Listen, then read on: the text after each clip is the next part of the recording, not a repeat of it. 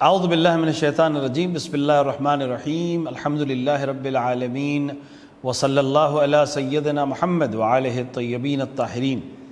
ناظرین کرام، ایک بار پھر آپ کا استقبال ہے نہج البلاغہ کی سیریز میں، جس میں ہم دھیرے دھیرے گام بگام نہج البلاغہ کو پڑھ کر اس کے معنی اور مفاہیم کو سمجھنے کی کوشش کر رہے ہیں۔ خطبہ نمبر 10 میں امیر المومنین علیہ الصلوۃ والسلام ارشاد فرماتے ہیں: الا وان الشیطان قد جمع حزبہ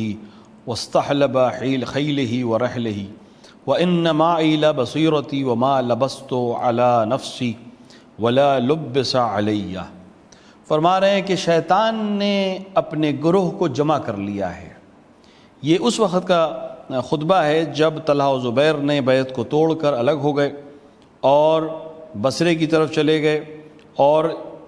آپ کو جب یہ تمام چیزیں کی خبر ملی تب آپ نے یہ خطبہ ارشاد فرمایا اور فرمایا کہ شیطان نے اپنے گروہ کو جمع کر لیا ہے اور اپنے سوار اور پیادہ سمیٹ لیے ہیں۔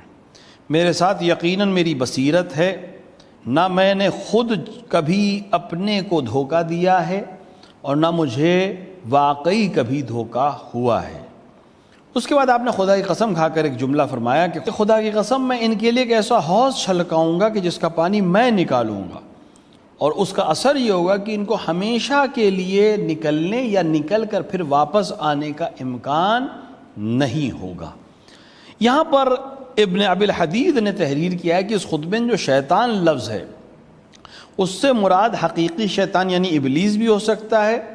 اور ابن ابی الحدید کے بقول کہ اس سے مراد حاکم شام بھی ہو سکتا ہے، کیونکہ بہرحال طلحہ و زبیر اور وہ لوگ جو بصرے میں جمع تھے ان کو اصل میں یہ ساری سازش حاکم شام کی تھی۔ تو خطبہ نمبر 10 میں امیر المومنین ایک تعبیر کے ساتھ یہ بیان کرنا چاہتے ہیں کہ وہ لوگ جن کی مخالفت کر رہے ہیں وہ اصل میں شیطان کے بہکاوے میں ہیں، اور امیر المومنین کا مقابلہ ایسا کریں گے کہ پھر دوبارہ اس کام کی جرأت انہیں حاصل نہیں ہوگی۔ بارگاہ الہی میں دست دعا ہے کہ وہ ہمیں توفیق عطا فرمائے کہ ہم کلام امام کو سمجھ سکیں اور اس پر عمل کر سکیں۔ وصلی اللہ علی سیدنا محمد وآلہ الطیبین الطاہرین۔